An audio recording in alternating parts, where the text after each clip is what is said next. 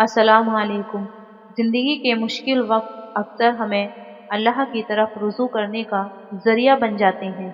अगर आपकी ज़िंदगी में भी कोई ऐसा वक्त आया हो जब आपने अल्लाह से ताल्लुक़ मजबूत किया और अपने सब्र और दुआ से कामयाबी हासिल की, तो हमें अपनी कहानी भेजकर ज़रूर बताइए। आपकी कहानी किसी और के लिए उम्मीद और रूहानी मदद बन सकती है।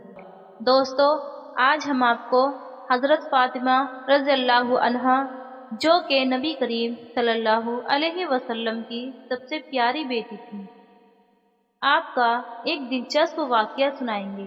ये वाक़या ना सिर्फ उनकी रहमत और नियत का सबूत है, बल्कि इंसानियत के लिए एक मिसाल भी है। तो चलिए शुरू करते हैं ये दिलचस्प वाक़या, जो आपके दिल को रोशन कर देगा। एक दिन हज़रत फ़ातिमा रज़ियल्लाहु अन्हा अपने घर में अपने काम में मशगूल थीं। उनका घर काफ़ी सादगी से भरा हुआ था, लेकिन इस घर में बरकत और रहमत का दौर था, क्योंकि ये नबी करीम सल्लल्लाहु अलैहि वसल्लम की बेटी का घर था। हज़रत फ़ातिमा रज़ियल्लाहु अन्हा अपनी सादा ज़िंदगी में बहुत मुतमईन थी और हमेशा दूसरों की मदद करने के लिए तैयार रहती थीं। एक दिन उनके घर के दरवाजे पर एक मुसाफिर आया। ये मुसाफिर दूर दराज से आया था और भूखा था। उसके हालात काफी खराब थे, कपड़े फटे हुए थे और चेहरे पर थकन के आसार साफ नजर आ रहे थे। मुसाफिर ने दरवाजा खटखटाया और हजरत फातिमा से अपनी हालात का जिक्र किया, मदद की दरख्वास्त की। हजरत फातिमा रज़ियल्लाहु अन्हा ने जब उसकी हालत देखी तो उनका दिल भारी हो गया, लेकिन घर में कुछ खास नहीं था। खाने का इंतजाम मुश्किल था। अपने दिल की रहमत को रोकते हुए उन्होंने सोचा कि कुछ तो देना ही है, चाहे वो छोटी से छोटी चीज क्यों ना हो। उन्होंने अपने कानों से अपनी सिर्फ एक जरूरी चीज, अपनी कानों की बालियां उतार कर उस मुसाफिर को दी और कहा, ये लो, इसे बेचकर अपनी जरूरत पूरी कर लो। उनके दिल में मुसाफिर की मदद का जज्बा बहुत ज्यादा था और अल्लाह की रजा के लिए उन्होंने अपना सब कुछ कुर्बान कर दिया।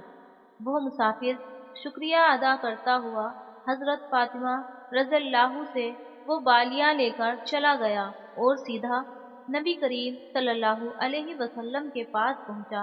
जब नबी करीम सल्लल्लाहु अलैहि वसल्लम ने उस मुसाफिर की बात सुनी और देखा कि फातिमा ने अपनी बालियां देकर उसकी मदद की है, तो उनकी आंखों में आंसू आ गए।